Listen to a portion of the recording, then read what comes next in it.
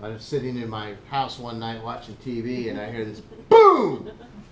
And I was like, now mind you, several years earlier, I was helping my aunt, who is a classic hoarder, okay, move, and we were sitting there boxing some stuff up and we heard the same boom and her closet fell over. And I thought that was really, really funny because she had probably 150 to 200 pieces of clothing on this closet rod. Mine, I had like 8 jackets and I heard the boom. The plastic just wore out and gave way and down they went. Well, I got really angry about that because I had anger management issues back then.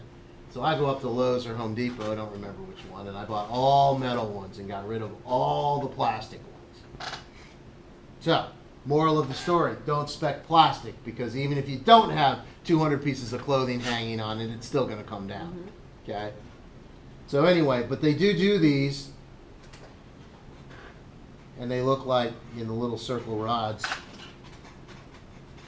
Kind of look like this. Kind of look like this. Got little screws on some way or another, and they slip right. The rod slips right in. Okay. So they do them both ways. The problem with this, because my shelf organizers in my closets do it this way, is that you got to get this height right to get that hanger in there. And sometimes it's a little challenging to make that happen. So I find it's best just to use these. Yeah, they're not the most classy looking things, but it's a closet. So that's our lecture on doors, windows, and how to draw them for the floor plan. Yes, ma'am. Question is something that you didn't go over. The doors that are not open all the way. Doors that are not open all the way. Okay, so now I need to switch my drawing back. Okay. Oh, you're talking about this being 45 degrees. That's because when you have an interference between them, okay, if this door was swinging out, you would do them at 45 or 30 degrees, okay?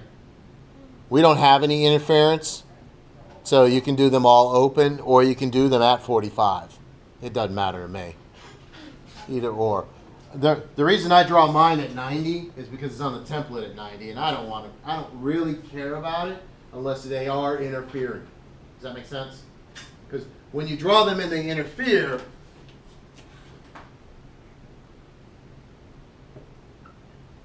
that looks messy. Flat out. It's just messy. When a simple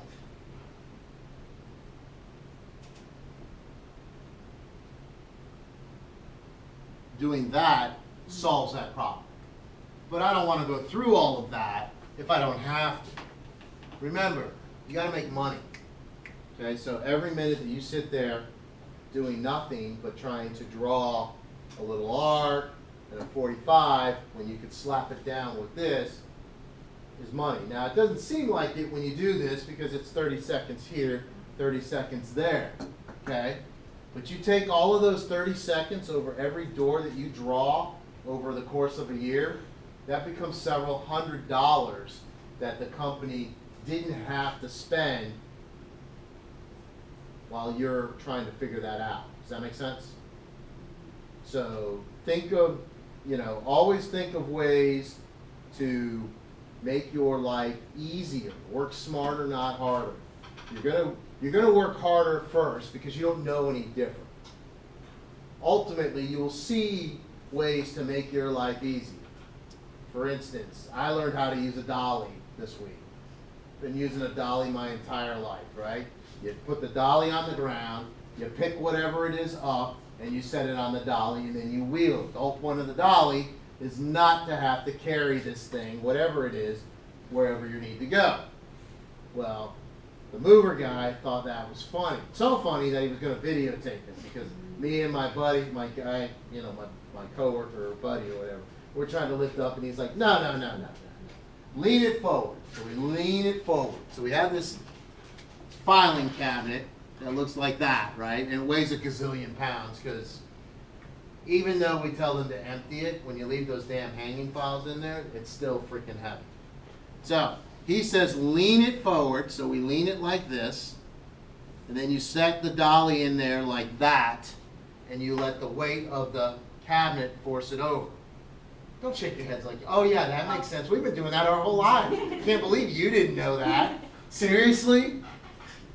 I'm moving, yes, I know how to. Shut up. Note to camera, Allison, it needs to be quiet in class. Anyway, so you always learn something on tricks to make your life easier as you go along, because you don't know any different. Yes, ma'am. Okay, so the next question is, it looks like there's an eye, a Oh, a what? What's it look like? It's like a little face on the bar.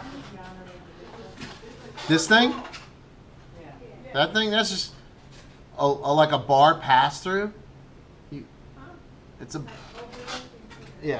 bar pass. Hang on. It's one of these because I have a computer with internet right now. I normally don't have one. So is that dead space in the middle of that? No. Half a wall? No. Hopefully this will give me what I'm looking for. So it's this.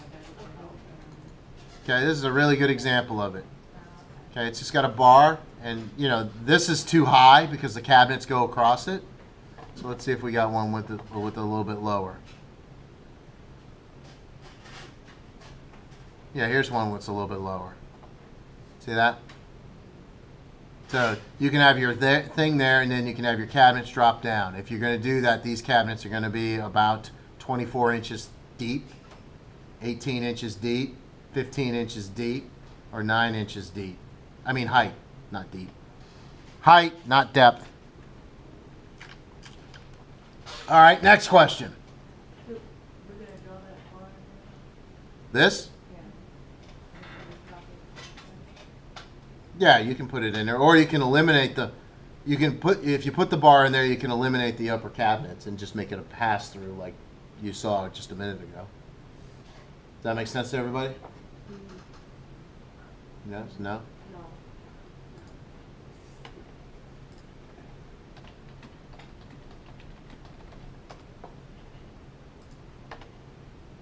So if you do the bar, this would be your standard apartment.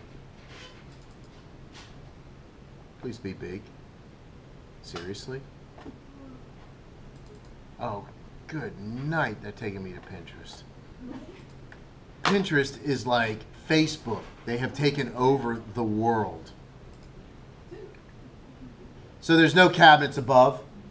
So if you want it to look like this, then just eliminate the upper cabinets. If you want it to keep the cabinets like that, right? Oh, that's an outside bar. Never mind. That's bad example. So when Like we're drawing it, what? I'm trying to figure out how to draw it. How to draw the bar? Drafting. Do we- Okay. Is that the? All right. So I'll draw a bar. Draw the bar. Hello. Oh, that's a laptop. Yeah, we don't have a laptop today. Okay, so you've got your wall. Oh, pencil. Thank you. So we have our wall here, right? And I've got my 2-foot counter below it.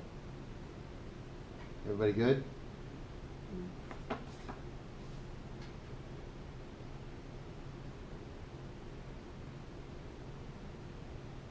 Good. This bar raises up and then comes out and over 15 to 18 inches. We're going to learn all about that with NKVA in a couple of weeks, or next week, sorry. Comes across.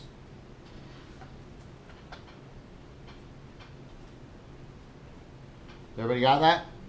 So that if you looked at it in section, your counter, and then your base cabinet countertop,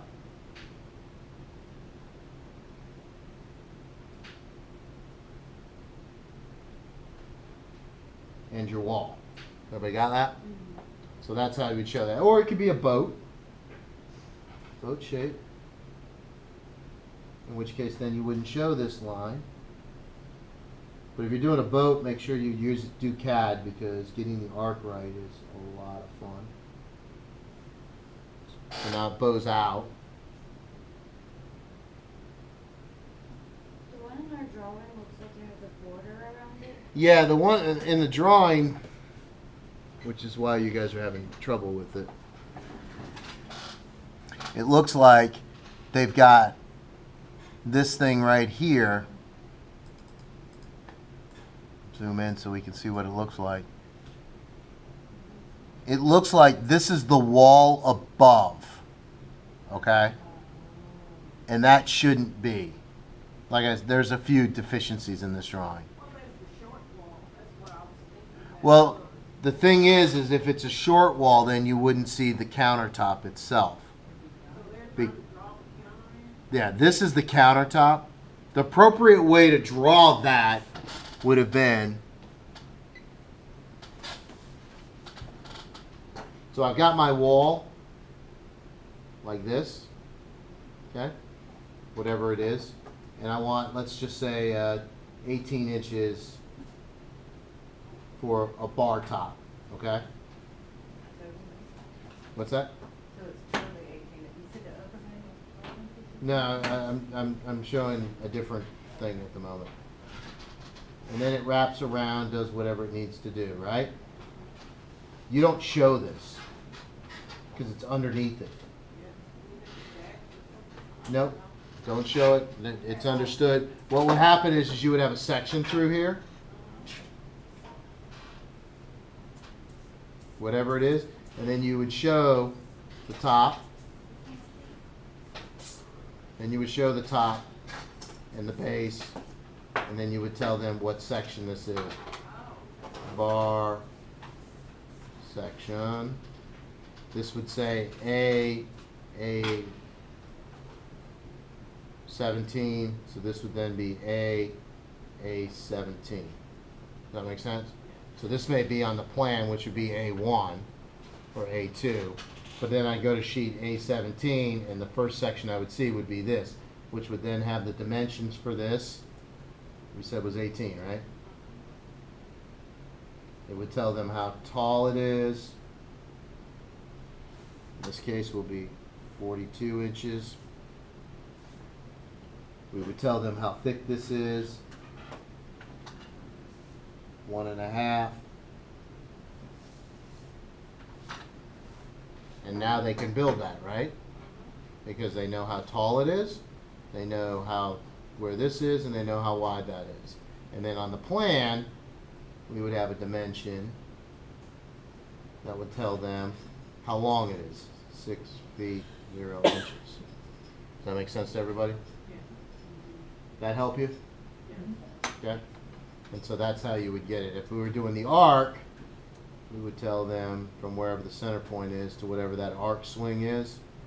We would just tell them what that radius would be. That's why I don't do arcs by manual drafting, because it's next to impossible to tell them what it really is. What I usually tell my contractors is that we'll take this distance for the countertop, and then whatever this distance is, and then its length, and then he can figure out the arc. And the disadvantage to that is I wind up with points, because when he tries to draw that thing, you saw how mine was going pointed. It's not really a sweeping curve like it's on some kind of compass. It's more of I'm taking the saw and trying to cut it. And at some point I have to go off the board because the saw blade is this wide, right? And it can't get around the curve because of all of the other stuff. So what they'll do is they'll cut out sections and create this really jagged edge, and then come in and try and cut it with a saw or a jigsaw. But either way, it always winds up with a point. It always winds up, I'm exaggerating, but that's always the way it winds up. We've done this probably 75 to 100 times and have not had any luck getting them to get this thing exactly on the sweep. Just happens. Any questions on any of that stuff? Yes. No, not on that, but still some more questions on the floor plan. Go ahead. Um, So I need to go back to the floor plan? yeah, how do you want us to draw this then, since they have it wrong? How do I want you to draw what? The bar area. The bar? Didn't I just say it? Oh, you wanted to draw like you showed? Yeah. Okay. Yeah, that's the easiest way. And so in the, In the what? in the second bathroom, not the master bathroom, This one? what's the width of the lavatory? Oh, okay. When you're working in the bathroom, the code and your book says that this distance from here to here is a minimum of 30 inches. Are you talking about the bathroom? Wait. and the Oh. closet, the lavatory? Well, you know, it's... What happened?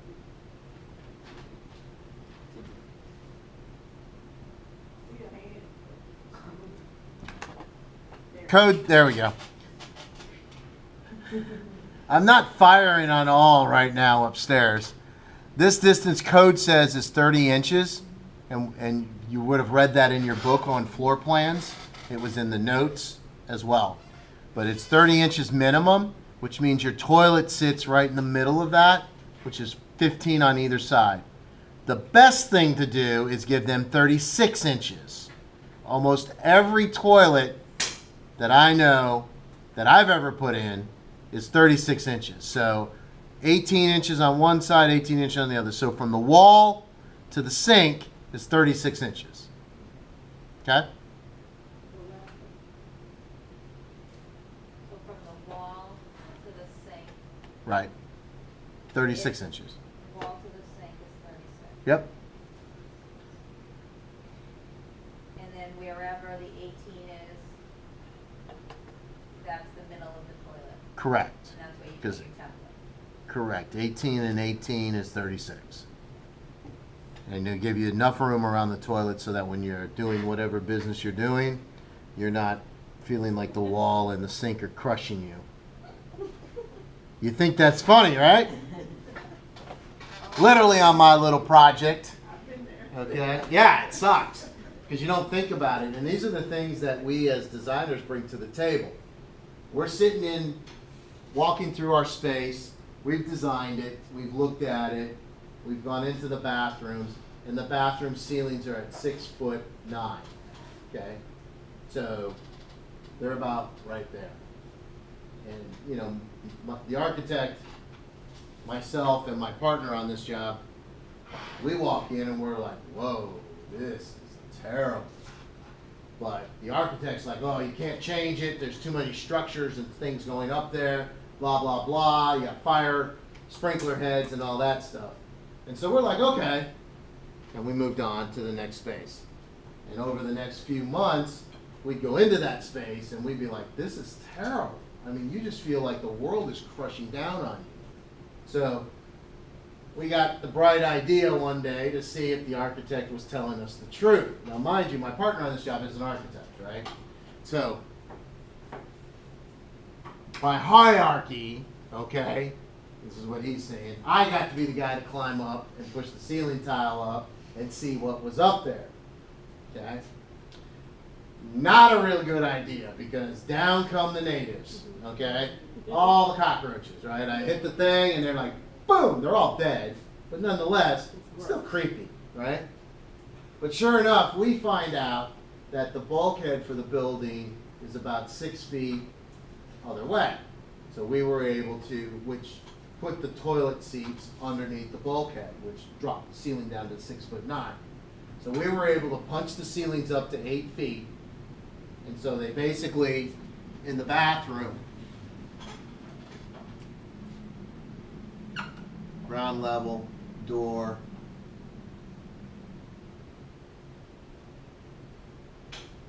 originally they were like this, wall.